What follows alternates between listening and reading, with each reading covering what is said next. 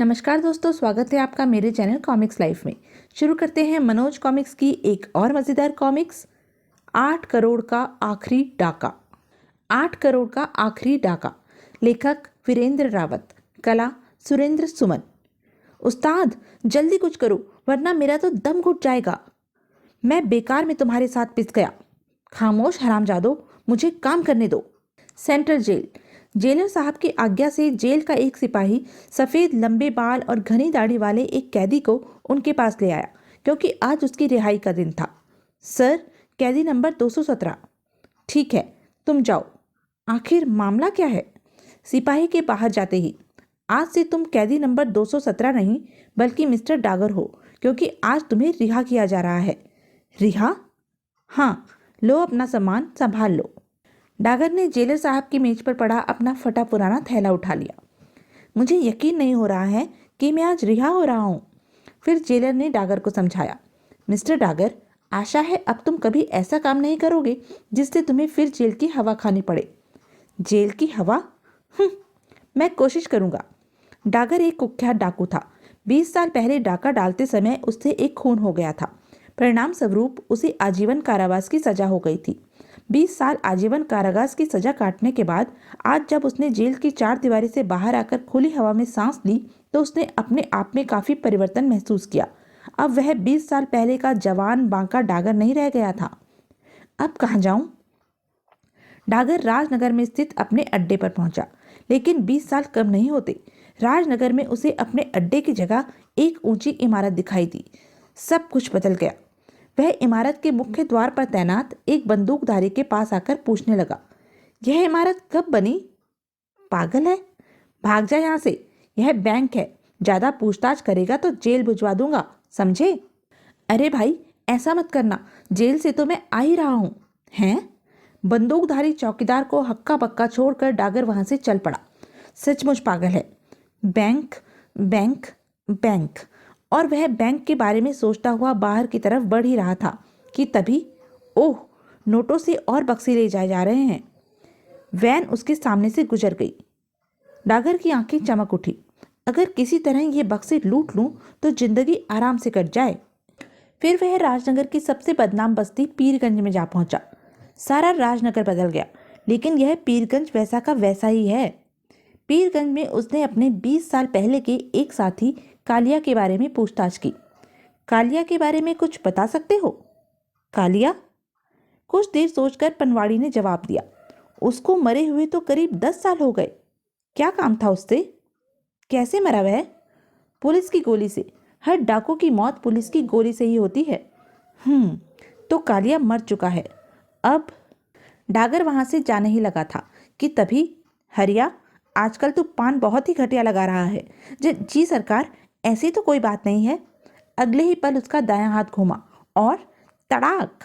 हरामजादे, लाखन की बात काटता है। पनवाड़ी माफी मांगने लगा। माफ कर दो माई बाप, फिर कभी ऐसी गलती नहीं करूंगा। अच्छा ठीक है, अब जल्दी से मेरा पान लगा। लो सरकार। पान मुंह में डालकर लाखन जाने ही वाला था कि सुनो। पीछे मुड़ते ही लाखन ने अपना दाहिना हाथ घुमाया। लाखन से किस तरह बात करते हैं क्या तुम्हें मालूम नहीं? लेकिन डागर इस हमले के लिए तैयार था। उसने झपट कर उसका हाथ थाम लिया। आश्चर्य है, लाखन ने अपना हाथ छुड़ाना चाहा, लेकिन सब व्यर्थ। कौन हो तुम? पहले तुम बताओ कि तुम कितने गहरे पानी में हो। तुम मुझे नहीं जानते, शायद नए ही आए हो यहाँ। नहीं जानता, इसलिए तो पूछ रहा हूँ। और लाखन ने झटका देकर जैसे ही डागर को गिराना चाहा, अभी बच्चे हो, कहकर डागर ने लाखन का हाथ छोड़ दिया। बच नहीं पाओगे, कोशिश करके देख लो। और फिर लाखन घायल होकर नीचे गिर पड़ा। अब बोलो, क्या इरादा है? कम से कम तुमसे लड़ने का तो अब मेरा कोई इरादा नहीं है। डागर द्वारा अपना पांव हटाते ही वह उठकर खड़ा हो गया। लाखन से आज तक किसी ने आंख मिलाकर बात करने तक का साहस नहीं किया, लेकिन तुमने मुझे हरा दिया है और लाखन बहादुर इंसानों की हमेशा इज्जत करता है, इसलिए तुम्हारी तरफ दोस्ती का हाथ बढ़ाता है। आओ मेरे साथ। फिर वे दोनों एक तरफ बढ़ गए। पनवाड़ी एवं दर्शक उन्हें चकित होकर साथ साथ जाते देखते रह गए। कौन होगा यह जिसने लाखन दादा को पीट दिया? तुम मुझे कहाँ ले जा रहे हो? अपने अड्डे पर।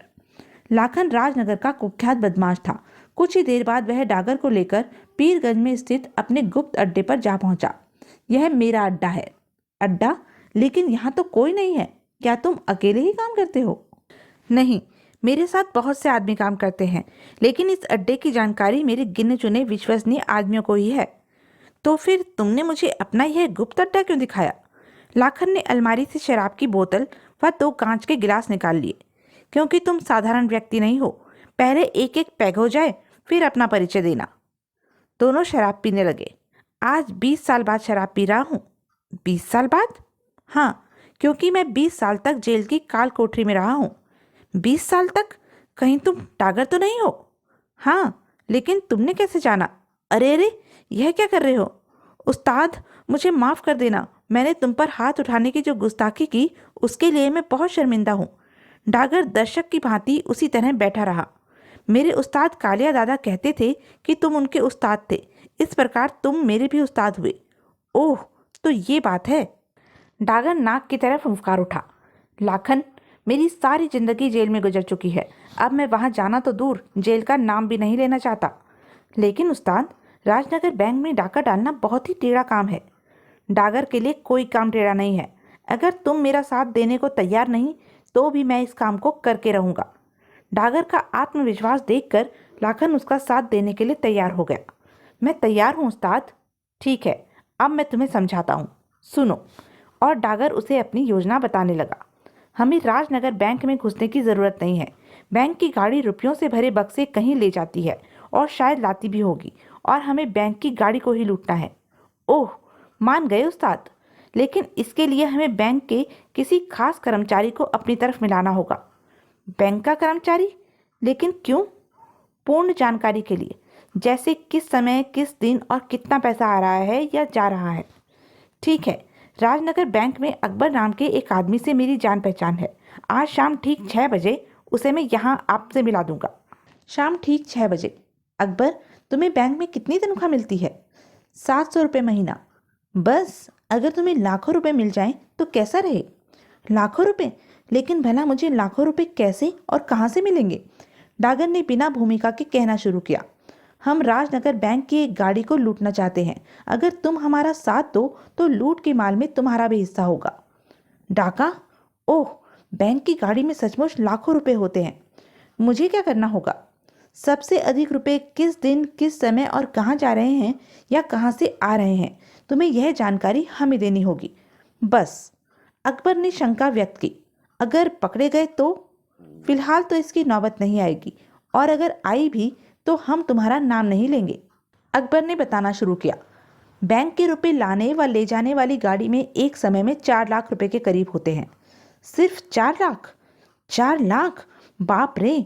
हाँ, राजनगर बैंक की गाड़ी में एक समय में 4 लाख रुपए से अधिक नहीं होते। हाँ, रिजर्व बैंक की गाड़ी में करोड़ों रुपए होते हैं, लेकिन वह महीने की सिर्फ पहली तारीख को आती है। पूरी बात बताओ। प्रतापनगर रिजर्व बैंक से महीने की हर पहली तारीख को रिजर्व बैंक की एक गाड़ी 8 करोड़ रुपए के नए नोट राजनगर बैंक व अन्य बैंकों को लाकर देती है। बहुत अच्छा, हम रिजर्व बैंक की उसी गाड़ी को लूटेंगे। सुनकर अकबर को पसीना आ गया। उस गाड़ी को लूटना तो दूर, लूटने की कल्पना करना भी मूर्खता है, क्योंकि रिजर्व बैंक की उस गाड़ी के अंदर 4 इंच मोटी चादर की एक तिजोरी होती है, और उस तिजोरी को सिर्फ 2 ही आदमी खोल सकते हैं। कौन कौन? एक रिजर्व बैंक का मैनेजर और दूसरा उस तिजोरी की कंपनी का सीनियर इंजीनियर। चिंता मत करो, उस तिजोरी को खोलने वाला उन दोनों को सिवाय तीसरा भी कोई है, और वह तीसरा हूं मैं। अकबर को अपने गले में कुछ अटकता हुआ सा महसूस हुआ। थूक निगलते हुए उसने कहना शुरू किया। तिजोरी के अलावा एक और भी जटिल समस्या है। समस्या? वह क्या? ड्राइवर के सामने डैशबोर्ड पर एक लाल रंग का स्विच होता है, जिसके दबाते ही गाड़ी के अंदर स्थित तिजोरी पर 6 इंच मोटी स्टील की चादर ढक जाती है, और जिसे खोलना कठिन ही नहीं, असंभव ही है। ड्राइवर को आदेश है कि किसी भी किस्म का खतरा महसूस करते ही वह उस स्विच को दबा दे। वास्तव में सुरक्षा का कड़ा प्रबंध है। लेकिन डागर इतनी जल्दी हथियार डालने वाला नहीं था। हम ड्राइवर को इतना अवसर ही नहीं देंगे कि वह इस स्विच को दबा सके। कैसे? इसके लिए हमें ड्राइवर को समाप्त करना होगा। कत्ल? वाह उस्ताद, क्या बात कही है। फिर डागर ने अकबर से पूछा, रिजर्व बैंक की वह गाड़ी कितनी बड़ी होती है? वह साधारण गाड़ियों की अपेक्षा ऊंची और लंबी होती है। डागर जैसे संतुष्ट हो गया। आज 10 तारीख है, अभी हमारे पास 20 दिन बाकी हैं। इस बीच हम पूरी जांच कर अपनी तैयारी कर ही लेंगे। अब मैं जाऊं? हाँ, लेकिन याद रखना, इसकी खबर किसी को नहीं लगनी चाहिए। विश्वास करो, मैं इस बारे में किसी से कुछ नहीं कहूँगा। इसी में तुम्हारी भलाई है। तभी अचानक अकबर ने कहा, इसमें मेरा हिस्सा कितना होगा? साला अभी से हिस्सा पूछने लगा। यदि सचमुच गाड़ी में 8 करोड़ रुपए हुए तो तुम्हारा हिस्सा 50 लाख होगा। अकबर के बाहर जाते ही, इस आदमी पर विश्वास किया जा सकता है या नहीं? इतना जानता हूँ उस्ताद कि वह इस बारे में जुबान खोलने की गलती नहीं करेगा। फिर दोनों आपस में विचार विमर्श करने लगे। सबसे पहले हमें उस सड़क की जांच करनी होगी जहाँ से होकर गाड़ी राजनगर आती है। उसके बाद हमें ऐसी जगह तलाश करनी है जहाँ हम उस गाड़ी को लाकर खड़ी कर सके। गाड़ी को क्यों लाना है? क्या उसे वहीं नहीं खोला जा सकता? तो यह थी अब तक की कहानी। आगे की कहानी जानने के लिए बने रहें मेरे साथ। और हाँ, मेरे चैनल को लाइक, शेयर और सब्सक्राइब करना ना भूलें। धन्यवाद।